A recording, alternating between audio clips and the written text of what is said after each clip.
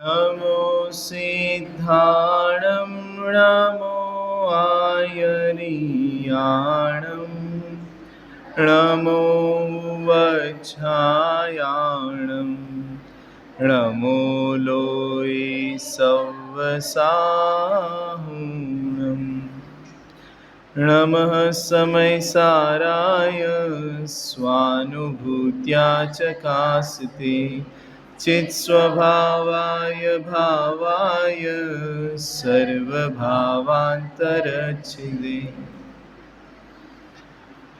कुनकुन आचार्य देव द्वारा रचित समयसार परमागम इस जगत को देखने के लिए अद्वितीय अक्षय चक्षु,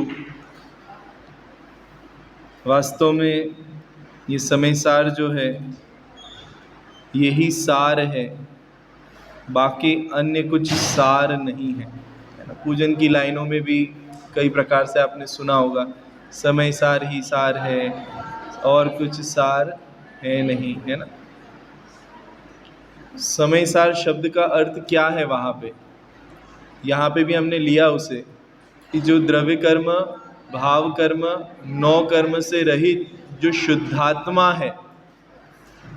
देखो, जो आत्मा द्रव्य कर्म, भाव कर्म और नौ कर्म से रहित हो जाए वो पर्याय में शुद्धता को प्राप्त हो जाती है, उसे पर्याय में शुद्ध आत्मा कहते हैं। जैसे हमारे अनंत परमात्मा, सिद्ध परमात्मा जो है, सिद्ध परमात्मा आठों ही कर्मों से क्या हो गए हैं, रहित हो गए, इसलिए उन्हें भी शुद्धात्मा कहते हैं, समझना।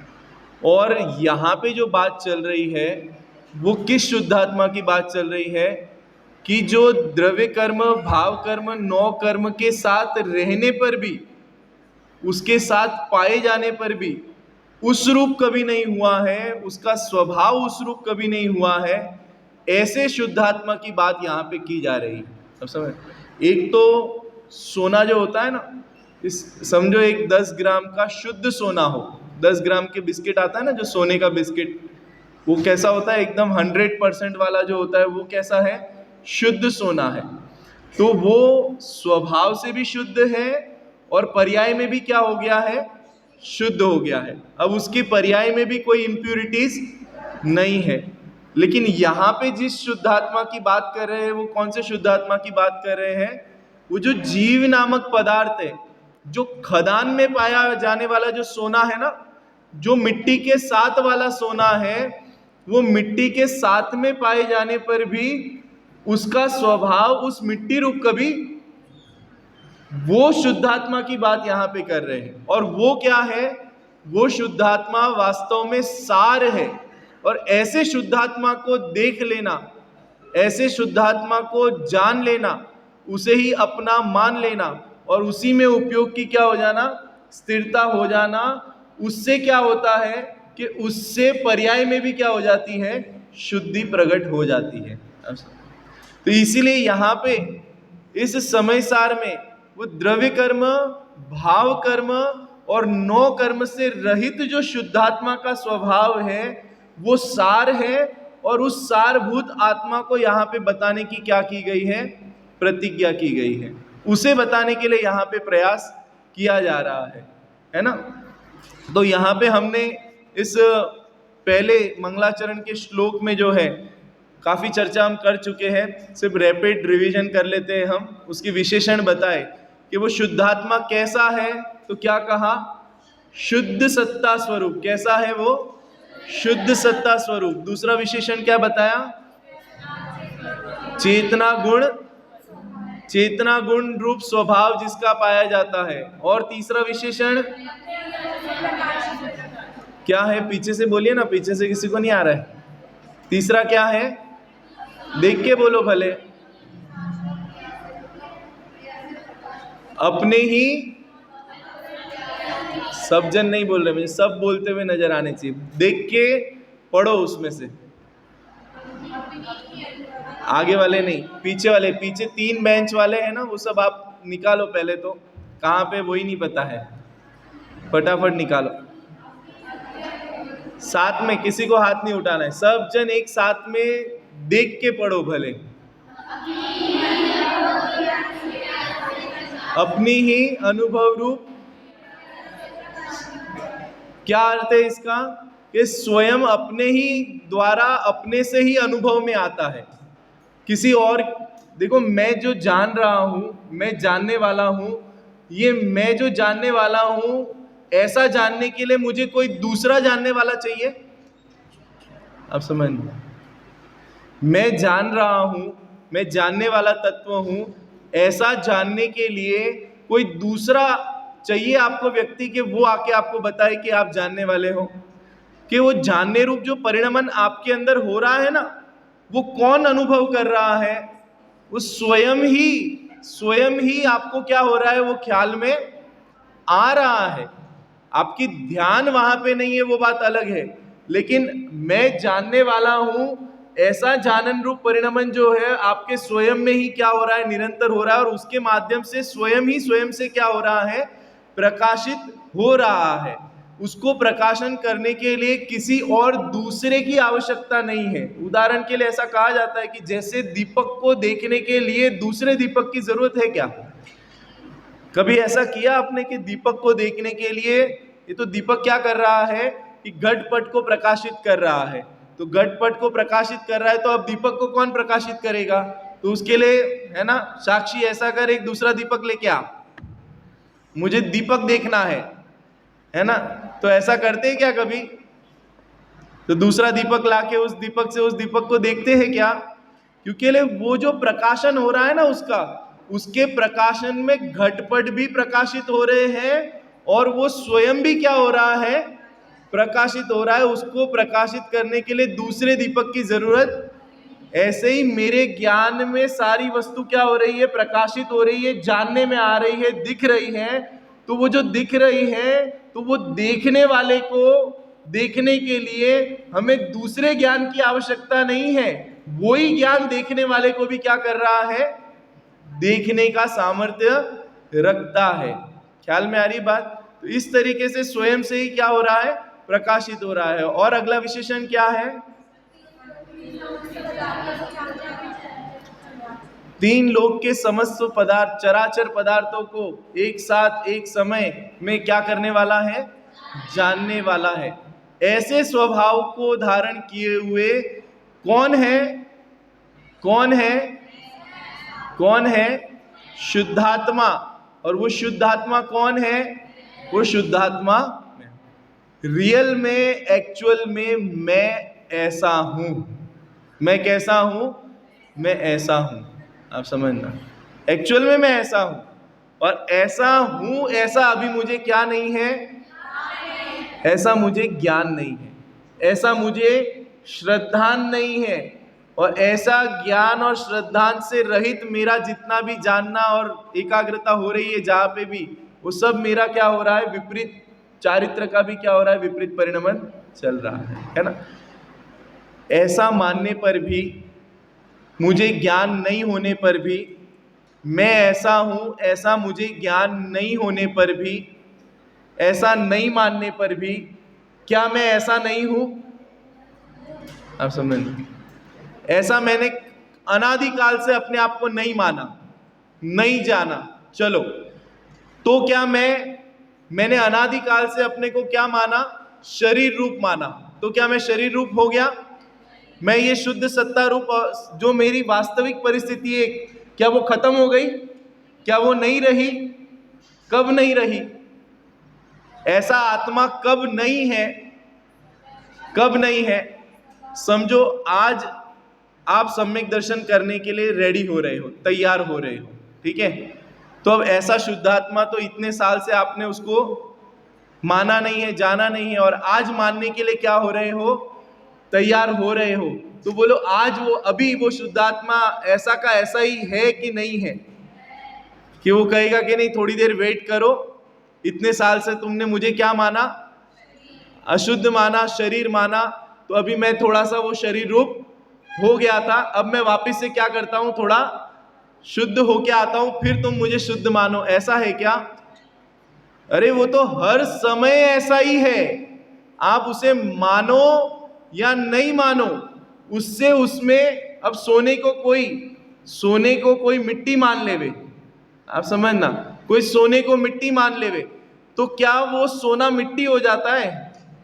अरे वो मान्यता में गड़बड़ी आती है, लेकिन सोना कभी मिट्टी होता?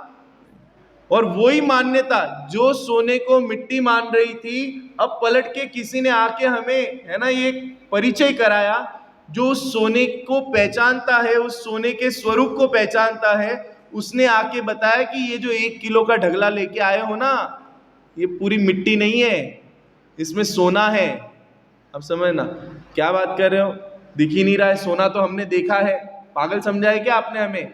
हमने तो सोना देखा है। कैसा होता है वो पीला होता है, चमचमाता है, उसके हार, अंगूठी, चेन आदि इत्यादि दागिने हमने देखे हैं। तुम ये काला सा, ये पूरा ये मिट्टी का ढेला, इसको क्या बोल रहे हो? सोना बोल रहे हो। अरे हमने आत्मा को देखा है। कहाँ देखा है? अरे भगवान आत्मा कैसा होता है कि अनंत परमात्मा और सिद्ध परमात्मा के स्वरूप को हमने देखा है। लेकिन ये जो हम सब में आप क्या बता रहे हो? भगवान आत्मा बता रहे हो? क्या बात कर रहे हो? हम सब ऐसे हैं, शुद्ध है, हमें ऐसा लगता है उस मिट्टी के ढेले को देख के कि ये कहाँ सोना है। तो उसे परिचय कराते हैं कि ये जो मिट्टी के बीच में, समझना, इस मिट्टी के बीच में वो स्वर्णत्व ने अपना स्वभाव कभी छोड़ा नहीं, और उस मिट्टी के ढेले में से मिट्टी को अलग करते जाता है, तो उसको वो शुद्ध सोना क्या होते जाता है? कैसे प्राप्त होता है? जैसे जैसे मिट्टी से उसको क्या करते जाता है? अलग करते जाता है। मिट्टी को अलग करने के लिए भी आपको कुछ चीज करनी पड़ेगी। कैसे करोगे अलग? आप सब, आपको अलग करने के लिए भी मिट्टी का स्वभाव और सोने का स्वरूप कैसा होता है वो भी आपको क्या करना पड़ेगा। देखो, है ना, गऊ बीनने के लिए बैठते हैं ना, गऊ की सफाई करने के लिए, तो कौन सफाई कर सकता है मुझे बताओ? नई नई बहू आई हो जिसने कभी गऊ साफ किए ही नहीं हो, और सासू माँ ने उसे गऊ साफ करने के लिए दिए और उसे कहा गऊ साफ कर दे, तो उसने क्या किया? वो पूरा लिया हाथ में और गऊ को क्या करते गई? क्या करते गई? फेंकते गई, और बोला सासू जी मैंने पूरी प्लेट में जितने गऊ थे ना सब क्या कर दिए? साफ कर दिए मैंने। क्या किया? साफ किया क्या गऊ? ख्याल में आ रही बात? अरे गऊ साफ करने का मतलब ये है कि गऊ में जो अशुद्धियां है ना उसको साफ करना है। गऊ साफ करने का मतलब ये नहीं है कि जो प्लेट में गऊ रखे उसको ही क्या कर देवे। तो गऊ साफ करने के लिए भी आपको उस प्लेट में क्या चीज गऊ है और क्या चीज, गऊ ही बोलते हो ना आप लोग, कुछ और तो नहीं बोलते? गेहूं, हम गहूं, है ना, हम गवार है जो गहूं बोलते हैं, आप गेहूं बोलते हो। ओके, ठीक है। देखो, आप उस शब्दों पे मत जाओ, उसके भाव को पकड़ने का प्रयास करना, है ना। हम बॉम्बे वाले हैं ना थोड़ा, तो बहुत परिश्रम कर करके हमने अपनी भाषा सुधारी है, नहीं तो वहाँ वालों की भाषा तो आपको पता है कैसी होती है ना। देखो, वो गेहूं जो है ना, वो गेहूं साफ करने के लिए आपको गेहूं क्या होता है ये भी पता होना चाहिए, और जो गेहूं नहीं है वो भी आपको क्या होना चाहिए। और मैं तो कहता हूं गेहूं साफ करने के लिए आपको गेहूं की बरोबर जानकारी होनी चाहिए। बाकी चीजों की जानकारी बरोबर नहीं भी होना और पूरी नहीं होना तो भी कोई आपत्ति नहीं है। आपको क्या करना है मालूम है? जो गेहूं है उसको क्या करते जाना है? साइड में करते जाना है। और बाकी सारी चीजें क्या है वो भले आपको पता भी नहीं हो क्या है, उसमें, है ना, छोटे छोटे कीड़े भी हो सकते हैं, उसमें वो पत्थर का ढेला भी हो सकता है, उसमें वो गोबर का, है ना, जो अलग अलग टाइप के, उसमें इम्प्यूरिटीज भी कैसी होती है? अलग अलग टाइप की होती है। आपको वो अलग अलग टाइप की इम्प्यूरिटीज में दिमाग लगाने की जरूरत, अगर आपको गेहूं कैसा होता है ये अगर आपको पता चल गया तो बोलो आप दुनिया के सारे गेहूं को क्या कर सकते हो? साफ कर सकते हो कि नहीं कर सकते हो? समझ में आ गई बात? आपको क्या जानना जरूरी है? ये गेहूं है और ये गेहूं, ख्याल में आ रही बात? ऐसे ही शुद्धात्मा कैसा है, वो मिट्टी के ढेले में से शुद्ध आत्मा को आपको क्या करना है? प्राप्त करना है। तो शुद्धात्मा का स्वरूप कैसा है, अगर वो आपके ख्याल में आ गया, सोने का स्वरूप कैसा है अगर वो आपको ख्याल में आ गया, तो बाकी सारी चीजें आप क्या करते जाओगे? उस मिट्टी के ढेले में से क्या करते जाओगे? हटाते जाओगे, हटाते जाओगे, हटाते जाओगे, और वो शुद्ध सोना क्या हो जाएगा? आपको पूरी तरीके से प्राप्त हो जाएगा। ख्याल में आ रही है बात? ये प्रोसेस समझ में आ रहा है? अब यहीं पे आचार्य भगवान जो है वो इसी विधि और इसी पद्धति के माध्यम से जो है यहाँ पे इस समय सार में प्ररूपणा करने वाले हैं। उन्होंने सबसे पहले क्या बता दिया? इस शुद्धात्मा कैसा होता है। क्या बता दिया आपको? गेहूं कैसा होता है, पहले आपको क्या कर दिया? आपको बता दिया कि वो गेहूं कैसा है, वो आपको बता दिया। तो अब बाकी सारी चीजें गेहूं नहीं है। ख्याल में आ गई बात आपको? ऐसे ही यहाँ पे शुद्धात्मा कैसा है? तो द्रव्य कर्म, भाव कर्म और नौ कर्म से रहित है। ख्याल में आ रही बात? अब फिर वो कितने टाइप के हो सकते हैं? द्रव्य कर्म है ना, कितने हो सकते हैं? 8 प्रकार के। फिर उसकी 108 प्रकृतियां। आप समझना, शुद्धात्मा को आपने पहचान लिया तो बाकी सारी चीजें क्या करते जाओ? अब समझ में आ रही है बात आपको? द्रव्य कर्म, भाव कर्म, ये तो द्रव्य कर्म की बात की। उसके बाद में क्या है? भाव कर्म। भाव कर्म में क्या क्या आता है? जितने भी टाइप के मोह राग द्वेष के विकारी भाव, आप समझना, मोह राग द्वेष के विकारी भाव जितने भी, उसको क्या करते जाओ? अब आउट करते जाओ। फिर क्या है तीसरे नंबर पे? नौ कर्म। नौ कर्म किसे कहा? शरीर आदि संयोग जितने भी है ना, जो पर पदार्थ है, वो सब क्या है? नौ कर्म में। अब उसको क्या करते जाओ? आपको शुद्धात्मा क्या है वो बता दिया। अब आप उसको हाथ में पकड़ के अब बाकी सबको क्या करते जाओ? अपने से अन्य जानो, अपने से अन्य मानो। ये पद्धति है, ये प्रोसेस है। इसके लिए उन्होंने सबसे पहले क्या बताया? उन्होंने ये नहीं बताया कि द्रव्य कर्म कितने प्रकार के हैं, किस कर्म से क्या बनता है, किस कर्म से क्या होता है, उस प्रोसेस में नहीं गए वो। उन्होंने क्या किया? एक पद्धति अपनाई कि इस जीव को ऐसा करो, नई नई बहू आई है ना, इसको गेहूं साफ करना सिखाना है, तो माता जी क्या करती है? उसे पहले गेहूं किसे कहते हैं वो बताती है। देख बेटा, ये गेहूं है और इस गेहूं को क्या करना है तुझे? अब इस गेहूं में जो गेहूं है उसे रहने देना और बाकी सब क्या करते जाना? हटाते जाना। ख्याल में आ रही बात? ये प्रोसेस समझ में आ गई ना? अब ऐसे ही यहाँ पे आचार्य देव ने पहले ही श्लोक में क्या बताया? शुद्धात्मा कैसा है? वो भगवान आत्मा कैसा है कि द्रव्य कर्म, भाव कर्म और नौ कर्म से रहित है, शुद्ध सत्ता स्वरूप है ना। स्वयं ही अपनी अनुभव क्रिया से क्या हो रहा है?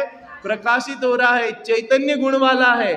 और उसका स्वभाव ऐसा है कि अगर वो अपने स्वभाव रूप से पूर्ण प्रकट हुए तो उसके ज्ञान सामर्थ्य ऐसा है कि पूरा लोकालोक एक साथ में एक समय में उसके ज्ञान में क्या होता है? जानने में आता है। ऐसा जानने का सामर्थ्य वाला, ऐसा स्वभाव वाला वो शुद्धात्मा है।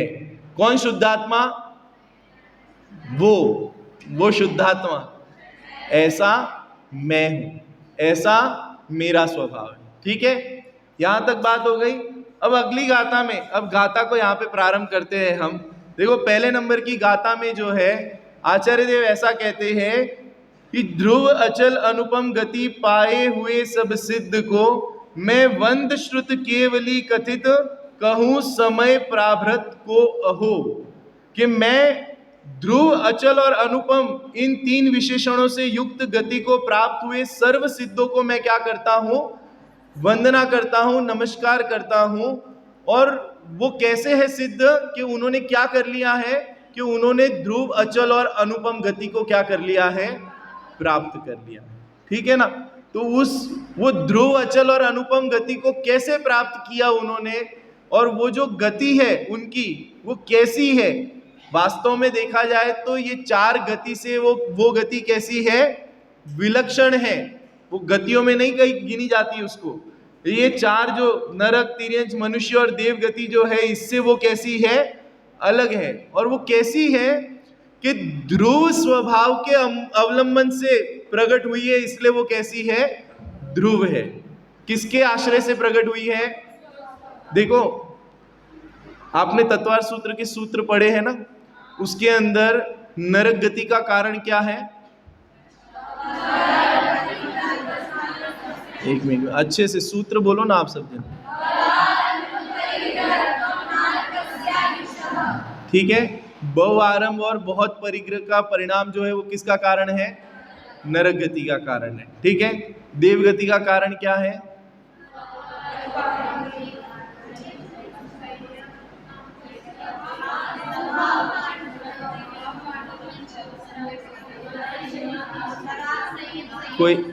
कोई एक जन खड़े होके स्पष्ट रूप से बोल दो, सबको सुनाई देवे।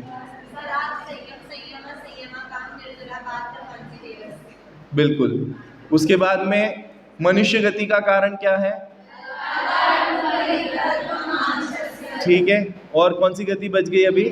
तिर्यंच गति का कारण क्या है? ठीक है, अब चार गति के कारण बताए। सिद्ध गति का कारण क्या है? नहीं बताया वहां पे। अब देखना, वो जो सिद्ध अवस्था है ना, वो ध्रुव स्वभाव के अवलंबन से होने वाली है। मायाचारी का परिणाम का अवलंबन लोगे तो कहां जाओगे?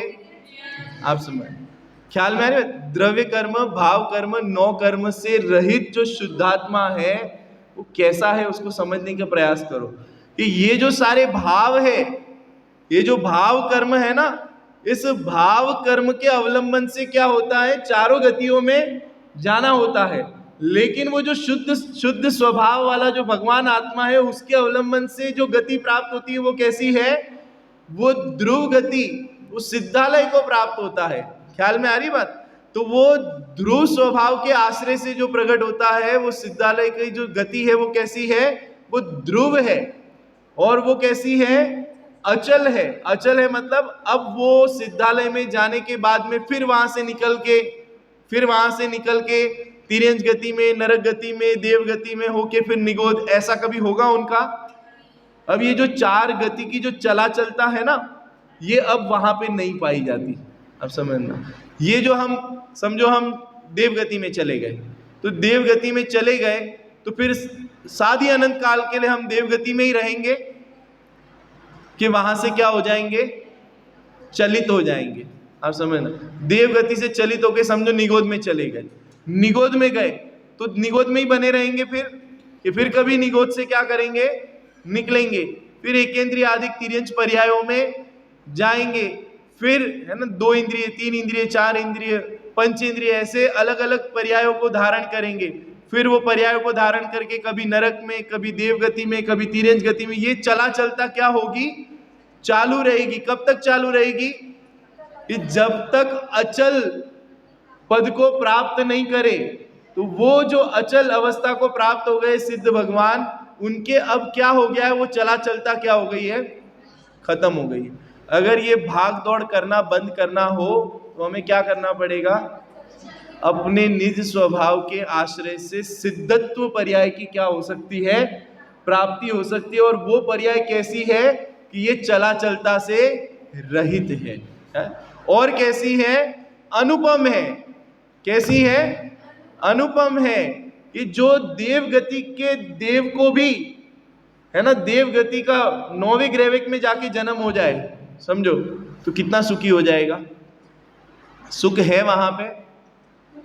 संसार में किसी भी परिस्थिति में जाके जन्म ले लेवे, वो कभी संतुष्ट और सुखी नहीं हो सकता। आप समझ, कितने बड़ा नाम उसको, जिस देश में रह रहा हो ना, उस देश का सबसे बड़ा सम्मान्य व्यक्ति बन जाए तो भी सुखी होने की गारंटी नहीं है। क्योंकि वो सारे पद जो है वो पर के आश्रय से होने वाली चीजें हैं। उसके आश्रय से जीव कभी सुख को प्राप्त नहीं हो सकता। तो सुखी कैसे होगा? कि जो अपना शुद्ध स्वभाव है, वो शुद्ध स्वभाव वास्तव में सुखरूप है। कैसा है? वो सुखरूप है, इसलिए उसका आश्रय लेने पर क्या होता है मालूम है? सबसे पहले तो मोह राग द्वेष के परिणाम क्या हो जाते हैं? स्टॉप हो जाते हैं। और मोह राग द्वेष के परिणाम स्टॉप होते हैं, उसी का नाम क्या है? सुख है। आप समझ, राग द्वेष के परिणाम मिट जाए तो बोलो क्या होगा? अच्छा, दुखी किस कारण से होता है? ये जो राग द्वेष के परिणाम होते हैं ना, इन परिणामों से आकुलता होती है, और वो आकुलता किसका लक्षण है? दुख का लक्षण है। दुख को भी तो हम पहचाने थोड़ा, कि हम दुखी क्यों होते हैं? कि जब जब क्रोध, मान, मायाचारी, लोभ के परिणाम होते हैं, जब जब मैं पर द्रव्य में क्या करता हूं? अपनापन करता हूं, और वो द्रव्य मेरा होता नहीं है, तो वो द्रव्य जब मुझसे क्या हो जाता है? जुदा होता है, या मेरे अनुसार नहीं परिणमता, मैं उसको अपना कर्ता मानता हूं, मैं उसका भोक्ता अपने आप को मानता हूं, लेकिन मेरी मान्यता जो है ये क्या होती है? बार बार खंडित होती है, तो उससे मुझे क्या होती है? आकुलता होती है। और वो आकुलता किसका लक्षण है? वो आकुलता दुख का लक्षण है। अब कुछ ऐसा किया जाए कि ऐसी चीज में अपनापन किया जाए जो कभी खंडित, तो हमें और हमारी वो मान्यता खंडित नहीं होगी तो हमें आकुलता भी नहीं होगी, और आकुलता नहीं होगी तो हम दुखी। ख्याल में आ रही बात? मैंने इस शरीर में अपनापन किया और इस शरीर को अपना माना, इस शरीर तो क्या हो जाता है? छूट जाता है। तो वो मेरी मान्यता क्या होती है? झूठी, खंडित, बार बार टूटती है, और उससे मैं क्या होता हूं? आकुलित होता हूं, दुखी होता हूं। ख्याल में आ रही बात? तो यहाँ पे कह रहे हैं कि वो स्वभाव के आश्रय से, स्वभाव में अपनापन करने से, स्वभाव में अपनापन, एकत्व, ममत्व, कर्तृत्व, भोक्तृत्व की बुद्धि क्या हो गई? समाप्त हो गई। काम, क्रोध आदि कषाय भावों की क्या हो गई? समाप्ति हो गई। इस कारण से उसके अब आकुलता रही नहीं, और आकुलता रही नहीं तो दुख रहा नहीं। और ऐसा जगत में कहीं पे भी घूम लो, अपने स्वभाव का आश्रय लिए बिना ऐसी अवस्था जो है वो प्रकट होने वाली नहीं है। इसीलिए वो क्या है? वो अनुपम है। हजारों करोड़ रुपए अपने पास में आ जाए, लेकिन हमारी आकुलता क्या होती है? बनी रहती है। ख्याल में आ रही बात? हम बड़े से बड़े पद को प्राप्त कर लेते हैं, तो भी हमारी आकुलता क्या होती है? बनी रहती है। सिकंदर ने पूरे, है ना, कितने सारे साम्राज्य को क्या कर लिया? जीत लिया। और जीतने के बाद में भी एक दिन वो सारा क्या हो गया? अपन हेरिटेज बिल्डिंग्स देखने के लिए जाते हैं ना, यहाँ पे उदयपुर में बहुत सारी है इस तरीके की, है ना, महल, पैलेस वगैरह, है ना। अब ये पैलेस जिनने बनाए, जिन महाराजा राजाओं ने बनाए, और जब बना रहे होंगे, जब कंस्ट्रक्शन चल रहा होगा उसका, एकदम धूमधाम से लेबर लगे हैं, फटाफट वो महल बन रहा है। अभी तो आप बना बनाया महल देख रहे हो। जब वो महल बन रहा होगा, वो राजा क्या फील करता होगा उस समय? कि इस महल में मैं क्या रहूंगा? एकदम सुरक्षित। और पूरे उसने महल में भोग के संसाधन क्या किए होंगे? इकट्ठे किए होंगे। वहां पे रानियां होगी, वहां पे नौकर चाकर होंगे, और ये बुद्धिपूर्वक के अब इस महल में रह के मैं इन भोगों को भोग के, है ना, सदा काल के लिए क्या हो जाऊंगा? आनंद में रहूंगा, ऐसा मान के इतना बड़ा महल क्या किया उसने? खड़ा किया। आज जाके देखो जरा उस महल में, उस महल को बनाने वाला वो राजा वहां पे मिलता है क्या? क्या हो रहे हैं वो महल? अभी खंडर जैसे हो रहे हैं। ख्याल में आ रही बात? जब उसका कंस्ट्रक्शन चल रहा था तब उसके दिमाग में क्या चल रहा होगा? क्या लगता है? यही फीलिंग होगी ना कि इसमें मैं क्या रहूंगा? एकदम इसमें रहूंगा तो कोई दुश्मन मेरे पे आक्रमण नहीं कर पाएगा, कोई मुझे मार नहीं पाएगा। एकदम ऐसे मोटे मोटे दीवार बनवाए उसके, जिसके अंदर रह के वो अपने आप को क्या कर रहा है? सुरक्षित अनुभव कर रहा है। परंतु वो अनुभूति उसकी सच्ची है कि झूठी है? ये हमें क्या करना पड़ेगा? पहचानना पड़ेगा। इसीलिए अब जो सिद्धालय में विराजमान सिद्ध भगवान जो है ना, वो अपनी ही परिणति में क्या है? स्वयं सुरक्षित है, आनंदमय है, अतीन्द्रिय आनंद का क्या कर रहे हैं? निरंतर भोग कर रहे हैं। और वो आनंद कहां से आ रहा है? बाजू वाले सिद्ध भगवान के पास से। कहां से आ रहा है? उनके स्वयं के स्वभाव से। अब उनको अपने आनंद के लिए किसी दूसरे की तरफ राह देखना, आप समझना, द्रव्य उसे ही कहते हैं, गुण उसे ही कहते हैं, क्वालिटी उसे ही कहते हैं कि अगर देखो हम कहें कि ये बहुत बढ़िया डॉक्टर है, अब समझना, ये बहुत है ना जबरदस्त है ना ऑपरेशन करने वाला डॉक्टर है, और जब भी ऑपरेशन करने की बारी आए तो वो दूसरे डॉक्टर को फोन लगा के पूछे, दूसरे डॉक्टर को क्या करे, फोन लगा के पूछे कि ऑपरेशन कैसे करना चाहिए, है ना, तो वास्तव में उसमें डॉक्टरेट की क्वालिटी है, हम कह सकते हैं उसमें डॉक्टरेट की क्वालिटी है। तो हम जब ये कहते हैं कि आत्मा अनंत गुणों से बना हुआ है, उसका मीनिंग क्या लगता है हमें, कि आत्मा अनंत गुणों से बना है, इसका मतलब उसको सुखी होने के लिए किसी और चीजों की जरूरत हो तो वो अनंत गुणों से बना है, ऐसा हमने उसको माना। आप समझ ना, जब हम कह रहे हैं अनंत गुणों से बना हुआ है, इसका मतलब ये है अनंत गुण मतलब अनंत विशेषताएं, अनंत क्वालिटी। और कौन सी अनंत क्वालिटी? कि ऐसी अनंत क्वालिटी कि जिसके कारण से उस आत्मा को उसके रहने के लिए, उसके परिणमन के लिए, उसके सुखी होने के लिए किसी दूसरे द्रव्य की अपेक्षा नहीं हो, उसे तो कहते हैं अनंत विशेषताएं। अगर मुझे सुखी होने के लिए बाजू वाले की राह देखना पड़े, है ना, इंतजार करना पड़े, तो फिर वास्तव में मेरे में सुखी होने का गुण है क्या, या है और हमने माना क्या?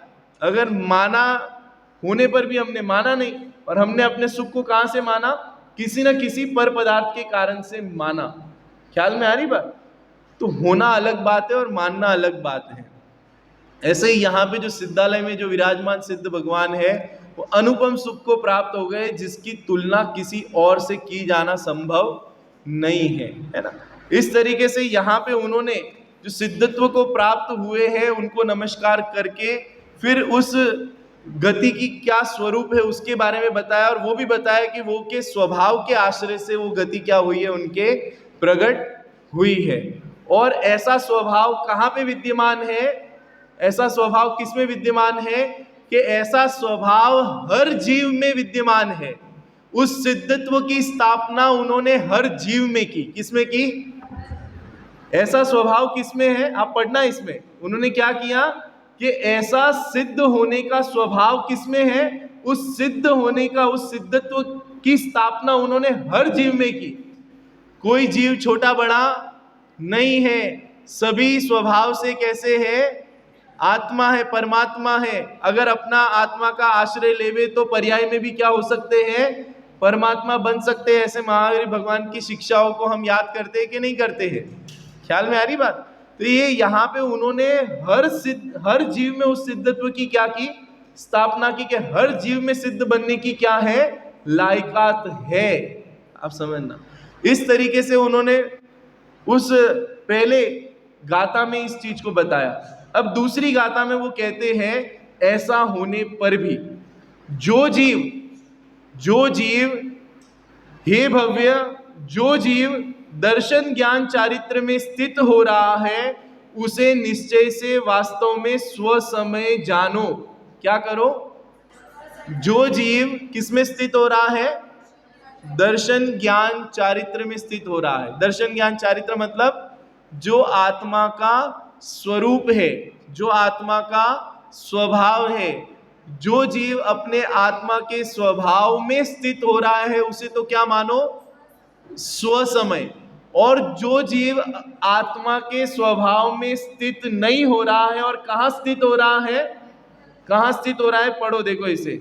और वास्तव में स्वसमय, और जो जीव पुद्गल कर्म के प्रदेशों में स्थित है। किस में स्थित है? पुद्गल कर्म के प्रदेशों में स्थित है, उसे क्या करना? उसे पर समय जानो। उसे क्या कहते हैं? देखो आपको एक सिंपल सा उदाहरण देता हूं। जैसे समझो एक व्यक्ति है, ठीक है, समझो ये आप 3 जन बैठे हो ना यहाँ पे। आपका नाम क्या है? निर्जरा। आपका? अनुष्का। और आपका? दृष्टि। अनुष्का, दृष्टि और निर्जरा, ये 3 जन यहाँ पे बैठी, ठीक है। अब ये बीच में बैठी है अनुष्का, ठीक है। अब ये अनुष्का है। अब निर्जरा जो है वो अनुष्का है ना, अनुष्का जो है ना, अनुष्का को क्या मानती है, अपना मित्र मानती है, ठीक है। और दृष्टि जो है वो अनुष्का को अपना शत्रु मानती है, ठीक है। एग्जाम्पल है, डोंट वरी, झगड़े मत करना। निर्जरा है ना, आपका अनुष्का नाम है ना, अनुष्का, निर्जरा अनुष्का को क्या मान रही है, अपना मित्र मान रही है। और दृष्टि अनुष्का को क्या मान रही है, शत्रु मान रही है। पर अनुष्का क्या है, मित्र है कि शत्रु है? क्या है बताओ जल्दी। अनुष्का तो अनुष्का है ना, न वो मित्र है और न वो शत्रु है। ख्याल में आ रही बात। निर्जरा उसे मित्र माने तो उससे अनुष्का में कोई फर्क पड़ने वाला नहीं है। अनुष्का जैसी है वैसी ही रहने वाली है। और है ना, दृष्टि उसे शत्रु माने तो उससे भी अनुष्का में कोई फर्क पड़ने वाला नहीं है। अनुष्का तो जैसी है वैसी ही रहने वाली है, ठीक है ना। अब यहाँ पे क्या हो रहा है, देखो, जो द्रव्य कर्म, भाव कर्म, नौ कर्म से रहित जो शुद्धात्मा है ना, जो शुद्धात्मा है, जो उस शुद्धात्मा को अपना मानता है, जो वास्तव में उसमें अपनापन करता है, उसका नाम क्या है, स्वसमय। जैसे निर्जरा ने अनुष्का को क्या माना, मित्र माना, तो वो उसके लिए निर्जरा के लिए वो क्या हो गई, निर्जरा के लिए वो क्या हो गई, मित्र हो गई। निर्जरा के लिए अनुष्का क्या हो गई, मित्र हो गई। निर्जरा के लिए अनुष्का क्या हो गई, वापिस बोलना, मित्र हो गई। ऐसे ही जो शुद्धात्मा है, उस शुद्धात्मा को जिसने शुद्धात्मा में अपनापन किया, वो क्या हो गया, स्वसमय। वो क्या हो गया, स्वसमय। और जिसने शुद्धात्मा में अपनापन नहीं किया, और किसमें अपनापन किया, किसमें अपनापन किया, कि पुद्गल कर्म प्रदेशों में स्थित, मतलब जिसने शरीर में, शरीर से संबंधित जो 9 कर्म है, पर पदार्थ है, उनमें जो मोह राग द्वेष के विकारी भाव है, उसमें जिसने अपनापन किया, वो सब क्या हो गए, पर समय।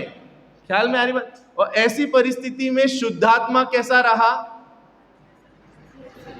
अनुष्का कैसी रही, अनुष्का अनुष्का रूप ही, उसमें कुछ भी फर्क पड़ा। ख्याल में आ रही बात। थोड़े दिन के बाद ऐसा हुआ कि आपका नाम क्या था, दृष्टि, दृष्टि की भी मान्यता क्या हुई, थोड़ी पलट गई। और दृष्टि ने भी अनुष्का को क्या कर लिया, अपना। तो अब तो अनुष्का में कुछ फर्क पड़ा होगा, फिर भी अनुष्का तो, ख्याल में आ रही बात क्या बताना चाह रहा हूं मैं। जो शुद्धात्मा है, द्रव्य कर्म, भाव कर्म, 9 कर्म से रहित जो शुद्धात्मा है, वो शुद्धात्मा अनादि से शुद्ध ही है। अब उस शुद्धात्मा को जो अपने रूप अनुभव नहीं करता, वो सारे क्या हो गए, और अपने रूप अनुभव नहीं करता तो कुछ ना कुछ तो अनुभव करता होगा ना वो, आप समझना। तो क्या अनुभव करता है कि वो पुद्गल कर्म प्रदेशों में स्थित है। उन पुद्गल के प्रदेशों में स्थित मतलब उन पुद्गल को, पर को अपना मानने में क्या हुआ है, लगा हुआ है। और ऐसा होने पर भी उस शुद्धात्मा में कुछ फर्क आता है कि नहीं आता। लेकिन ऐसा होने पर उसकी मान्यता में क्या होती है, गड़बड़ी होती है। इसने, आप समझना, दृष्टि ने अनुष्का को जो है अपना मित्र नहीं माना, तो मित्र नहीं माना, शत्रु माना, तो अनुष्का जो है उस दृष्टि का काम कभी करती, कभी अपना काम करने के लिए उसको अनुष्का की सहायता मिली नहीं। उस सहायता से वो क्या हो गई, वंचित हो गई। लेकिन निर्जरा को बरोबर हेल्प मिलते रही, क्योंकि लिए वो उसको क्या मानती थी। ऐसे ही हमने अपनी शुद्धात्मा को कभी अनुभव नहीं किया, तो उस शुद्धात्मा के आश्रय से जो अतीन्द्रिय आनंद प्राप्त होना था, वो हमें कभी प्राप्त, और हमने जो चीज हमारी नहीं है, जो परद्रव्य पुद्गल कर्म प्रदेशों में स्थित हो गए हम, तो उसके कारण से हमें हर समय क्या हुआ, जो मैं नहीं था, जो मेरी नहीं थी, जो मेरी कभी हो नहीं सकती थी, जो मेरा स्वभाव नहीं था, उसमें मैंने क्या कर लिया, अपनापन किया, इसके लिए मुझे बार बार क्या करना पड़ा, दुख का भोग करना पड़ा। पर्याय में दुख भोगा हमने, पर्याय में किसी ने सुख भोगा, पर्याय में किसी ने दुख भोगा, लेकिन उससे शुद्धात्मा में कभी कोई फर्क पड़ता नहीं है। जो आत्मा को, है ना, देखो एक गाथा आती है ना, जो जानता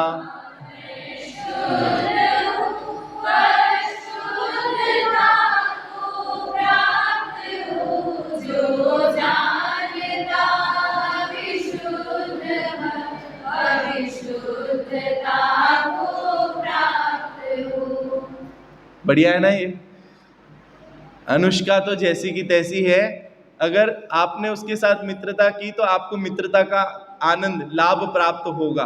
उसने शत्रुता की तो उसको शत्रुता का, है ना, पीड़ा क्या होगी, प्राप्त होगी। लेकिन अनुष्का में तो कोई फर्क, वो तो वैसी की वैसी ही है जैसी है। ऐसे ही जो हमारा त्रिकाली ध्रुव भगवान शुद्धात्मा है, वो तो अनादि काल से अनंत काल तक जानने देखने रूप ही रहने वाला है। अगर उसे कोई अपना लेवे तो उसकी पर्याय में क्या हो जाता है, उसकी पर्याय में सम्यक दर्शन ज्ञान चारित्र की क्या होती है, प्राप्ति होती है। और उसे क्या कहते हैं, स्वसमय। और जो उसे अपने रूप नहीं मानता, कर्म पुद्गल प्रदेशों में क्या है, स्थित है, जो परद्रव्य है उनमें ही अपनापन करके बैठा हुआ है, तो उसके कारण से मिथ्या दर्शन, मिथ्या ज्ञान और मिथ्या चारित्र रूपी पर्याय प्रकट होती है। और उसे क्या कहते हैं, उसे पर समय कहते हैं। ख्याल में आ गई ये बात, ये गाथा क्लियर है दूसरे नंबर की। अब इसके बाद में जो है, अब मैं लंबा नहीं रहा हूं, समय हो गया है लगभग मेरे ख्याल से। देखिए अब तीसरी गाथा में जो है वो यहाँ पे वो कहते हैं कि वास्तव में देखा जाए तो प्रत्येक जगत का प्रत्येक पदार्थ जो है ना, सिर्फ आत्मा की बात नहीं कर रहे अब यहाँ पे।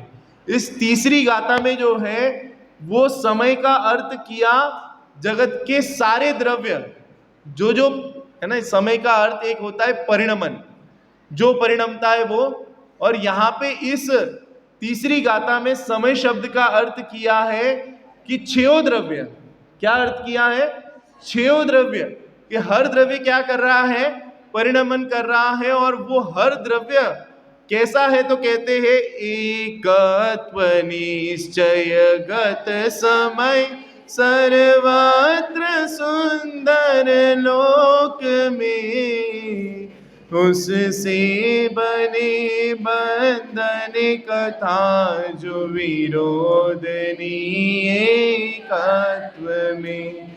एकत्व निश्चय गत समय सर्वत्र सुंदर लोक में, एकत्व निश्चय को प्राप्त जो समय है वह लोक में सब जगह सुंदर है। इसीलिए एकत्व में दूसरे के साथ बंधन की कथा क्या करने वाली है, विषमवाद को उत्पन्न करने वाली है। मतलब इस विश्व में प्रत्येक द्रव्य अपने में रहकर सुंदरता को प्राप्त है।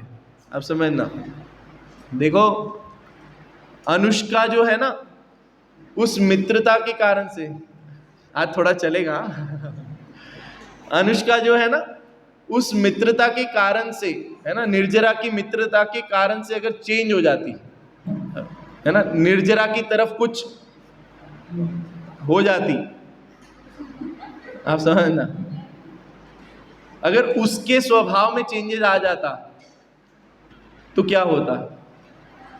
और ऐसा होता नहीं है कभी। आप यहाँ पे 90 बालिका हो, ठीक है, जो भी काउंटिंग है आपकी, आप सब अपनी अपनी एक इंडिविजुअल एंटिटी रखते हो, एक अलग व्यक्तित्व रखते हो अपना अपना। अगर आप एक दूसरे मय हो जाओ, आप एक दूसरे के बहुत निकट मित्र तो हो सकते हो, क्षेत्र की अपेक्षा से एक दूसरे के बाजू में तो बैठ सकते हो, है ना। बहुत निकट मित्र होता है ना, तो क्या करते हैं हम सब फ्रेंड्स, एक दूसरे के पास में बैठते हैं, कमरे में एक दूसरे के साथ में रहते हैं, एक दूसरे के साथ में जाते आते, कितना भी निकट हो जाए लेकिन फिर भी हम एक दूसरे रूप होते। अगर हो जाए तो क्या प्रॉब्लम है। कभी कभी ऐसे है ना, वो पागलपंती वाले दौरे चढ़ते हैं ना इस जीव को, कब वो प्यार में आ जाता है ना, जब कि हम क्या है ना, दो, है ना, है ना, दो जिस्म है लेकिन एक दिल है ना, ऐसा कुछ भी उल्टी सीधी बात है, आप समझना। लेकिन मुझे बताओ, वो दो अगर एक, मेरा कहने का अभिप्राय यहाँ पे समझना, अगर वो दो एक हो जाए तो पहले, है ना, समझो ये दो मित्र है ना, अनुष्का और निर्जरा, तो पहले आप डिसाइड करके बताओ कि निर्जरा अनुष्का रूप होए कि अनुष्का निर्जरा रूप होए। नहीं नहीं, हो ही नहीं सकते। लेकिन अगर एक होना पड़े तो क्या होगा कि एक होने के लिए या तो अनुष्का को मिटना पड़ेगा या निर्जरा को मिटना पड़ेगा। ख्याल में आ रही बात? अब किसी एक की सत्ता को क्या होना पड़ेगा? नाश को प्राप्त होना पड़ेगा। ख्याल में? और ऐसी वस्तु की स्थिति नहीं है। हम भावों में, परिणामों में, कल्पना में हम कुछ भी मान लेवे, लेकिन जगत का एक द्रव्य भी कभी दूसरे द्रव्य रूप होता नहीं है। और वो द्रव्य में, खुद के द्रव्य में जितने अनंत गुण धर्म शक्तियां हैं, वो उसी रूप रहता है, उसी मय रहता है। वो उस द्रव्य की क्या है? सुंदरता है। वो एकत्वपना होना, वो उसका क्या है? वो सुंदरता है। अगर उसने अपने एकत्वपने को छोड़ दिया होता, अगर छोड़ दिया होता तो क्या होता? उस द्रव्य की सत्ता का ही नाश हो। तो यहाँ पे आचार्य देव कह रहे हैं कि एकत्व निश्चय गत समय, मतलब समय का अर्थ यहाँ पे किया छह द्रव्य। छह द्रव्य में फिर संख्या की अपेक्षा आप लगा लेना, जीव कितने हैं? अनंत, पुद्गल, अनंतानंत, धर्म द्रव्य, अधर्म द्रव्य, आकाश द्रव्य, एक एक एक, और काल द्रव्य, लोक प्रमाण, असंख्या। अब ये सब के सब, है ना, इसीलिए टिके हुए कि कोई किसी में, और हुए भी क्यों, आप समझना। निर्जरा अनुष्का रूप हुए क्यों, और अनुष्का निर्जरा रूप क्योंकि लिए निर्जरा में स्वयं में क्या कमी है कि उसको अनुष्का रूप होना पड़े, और अनुष्का में क्या कमी है कि उसको निर्जरा रूप। सबसे पहला प्रश्न तो यही उठेगा ना जब एक होने की बात आएगी, कि जब हम कहते हैं कि हर द्रव्य कितने गुणों से बना हुआ है, आपको भाव भाषण आ रहा है अनंत गुणों का क्या मतलब होता है? थोड़ा थोड़ा जो ये चैप्टर ले रहा हूं मैं, कि अनंत गुणों से बना हुआ है, मतलब वो अपने में परिपूर्ण है, उसमें कुछ कमी हो तो वो दूसरे रूप हो। अगर अनुष्का अपने ज्ञान का जानने रूप परिणमन नहीं कर पा रही हो और निर्जरा जानने रूप परिणमन कर पा रही हो, है ना, तो, है ना, तो इसको उस रूप होना पड़े। लेकिन प्रत्येक जीव द्रव्य में जानने का गुण है, अपना अपना निजी पर्सनल, किसी को दूसरे गुण की आवश्यकता। प्रत्येक द्रव्य में आनंद नाम का गुण है, प्रत्येक द्रव्य में अस्तित्व नाम का गुण है, प्रत्येक द्रव्य में वस्तुत्व नाम का गुण है। तो किसको किसी में जाने की जरूरत कहाँ आई? जरूरत है ही नहीं, वस्तु स्थिति ऐसी है ही नहीं। इसी से वास्तव में पूरा विश्व जो है क्या हुआ है? सुंदर रूप से टिका हुआ है। किस तरीके से टिका हुआ है? सुंदर रूप से। ये विश्व की सुंदरता है। एक द्रव्य दूसरे द्रव्य रूप कभी होता ही नहीं। और इस सुंदर विश्व जो टिका हुआ है, इसमें किसी के साथ में दो पने की, बंधन की कथा जो है वो क्या करने वाली है? विषमवाद को उत्पन्न करने वाली है। ऐसा आचार्य देव तीसरे नंबर की गाथा में कहते हैं। और इसके बाद में फिर चौथी गाथा में जो है वो ये बताएंगे कि इस जीव ने आज तक उस एकत्व विभक्त भगवान आत्मा की बात कभी सुनी नहीं, उसका परिचय उसे है नहीं, इसलिए उसको अनुभव भी कभी हुआ नहीं। और किसकी बात सुनी है? कि उस काम भोग बंधन की कथा ही। मैंने ये प्रश्न आपको पूछा हुआ है, मैं जब आएगी ना गाथा तब आपको तब पूछूंगा, होमवर्क दिया था, याद है आपको? काम भोग बंधन की कथा किसे कहते हैं, और हम दिन भर किसकी कथा करते हैं? थोड़ा सा आपको अपना ऑब्जर्वेशन करना है 24 घंटे का, और मुझे आके बताना है कि काम भोग बंधन की कथा में क्या क्या चीजें इंक्लूड होगी, जाएगी। ये होमवर्क है, अगर याद नहीं हो तो वापस मैं आपको दे देता हूँ। उस चीज की चर्चा जो है हम आगामी गाथाओं में वहां पे करेंगे। अभी की बात यहीं पे विराम करते हैं।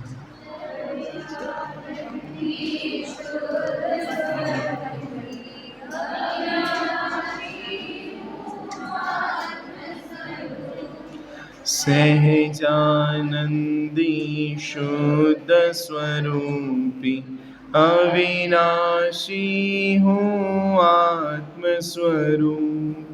सहजानंदी शुद्ध स्वरूपी अविनाशी हूँ आत्मस्वरूप।